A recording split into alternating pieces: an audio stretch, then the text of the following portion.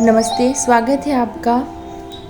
प्रयागराज में महाकुंभ मेले का आयोजन किया गया है, जहां विभिन्न प्रकार के अखाड़ों के साधु संत महात्मा आए हुए हैं। उन्होंने अमृत स्नान भी कर लिया है।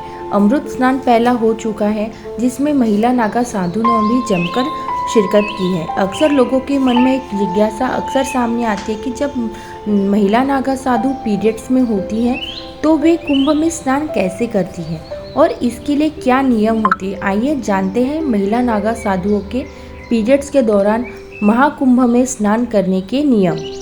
महिला नागा साधु का जीवन साधना, तपस्या और भक्ति से भरा होता है।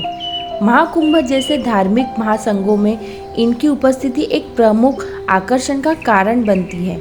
महिलाएं नागा साधुओं के जीवन की कई सख्त नियम और परंपराएं शामिल हैं, खासकर पीरियड के दौरान। उनके जीवन में नए नियम इस प्रकार होते हैं कि सुनिश्चित करते हैं कि उनकी साधना और तपस्या में कोई भी बाधा न आए। आइए जानते हैं कि महिला नागा साधु पीरियड्स के दौरान महाकुंभ में स्नान और अन्य धार्मिक प्रक्रियाओं को कैसे संपन्न करती है। बता दें कि पुरुष नागा साधु दिगंबर रहते हैं, यानी बिना वस्त्रों के, जबकि महिला नागा साधु विशेष नियम होते हैं, जिसमें वस्त्र धारण, पूजा पाठ और अन्य जीवन शैली से जुड़ी हुई कई बातों का ध्यान रखना होता है। महिला नागा साधु दिगंबर यानी निर्वस्त्र नहीं रह सकती। उन्हें सार्वजनिक स्थलों पर वस्त्र पहनने की आवश्यकता होती है। उनका यह वस्त्र उनकी धार्मिक आस्था और नियमों का पालन करने का प्रतीक होता है। महिला नागा साधुओं को केसरिया रंग के बिना सिले हुए वस्त्र पहनने होते हैं। यह वस्त्र उनका धार्मिक समर्पण, तपस्या का प्रतीक होता है। इसे गंती कहा जाता है, जो शरीर के चारों ओर लपेटा जाता है। यह वस्त्र के अलावा महिला नागा साधुओं के माथे पर तिलक लगाना भी जरूरी होता है। महिला नागा साधु बनने के लिए कठिन दीक्षा प्रक्रिया के गुजरना पड़ता है। यह प्रक्रिया महिलाओं को 6 से 12 साल तक ब्रह्मचर्य का पालन करना होता है। यह प्रक्रिया हर सुनिश्चित करती है कि महिला सांसारिक मोह माया को त्याग दिया है, वह पूरी तरीके से भगवान को समर्पित हो चुकी है। इसके बाद महिलाओं को पिंडदान करना होता है और उसके सिर को मुंडवा दिया जाता है। महिला नागु साधु का जीवन आध्यात्मिक साधना, पूजा पाठ, जाप और ध्यान से भरा होता है। वे विशेष रूप से शिव, पार्वती, माता काली की पूजा करती है।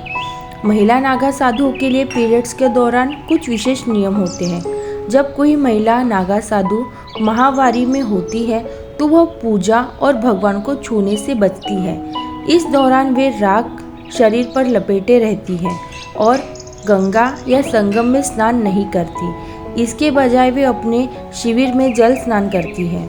महिला नागा साधु पीरियड के दौरान गंगा जल का छिड़काव करती है, लेकिन गंगा में स्नान नहीं करती। इसके अलावा वे एक छोटा वस्त्र बहाव के स्थान पर लगा देती है, ताकि धार्मिक और शारीरिक शुद्धता बनी रहे। कुंभ के दौरान महिला नागा साधुओं को एक विशेष माईबाड़ा बनाया जाता है, जिसमें सभी महिलाएं नागा साधु रहती हैं। महिला नागा साधुओं का आहार बहुत ही साधारण और प्राकृतिक होता है। वे मुख्य रूप से कंदमूल, फल, जड़ी बूटी और पत्तियां खाती है। इनका भोजन बिना पका हुआ होता है। वे शारीरिक और शाकाहारी होते हैं। इसके अलावा महिला नागा साधु का दिन पूजा पाठ और ध्यान से शुरू होता है। वे सुबह ब्रह्मचर्य मुहूर्त में उठकर शिव जी की जाप करती है और शाम को भगवान का दत्तात्रेय की पूजा करती है। इसी प्रकार नागा साधु महिलाएं अपना जीवन व्यापन करती है। अगर आपको अधिक जानकारी चाहिए तो आप मेरे अगले वीडियो में बने रहें।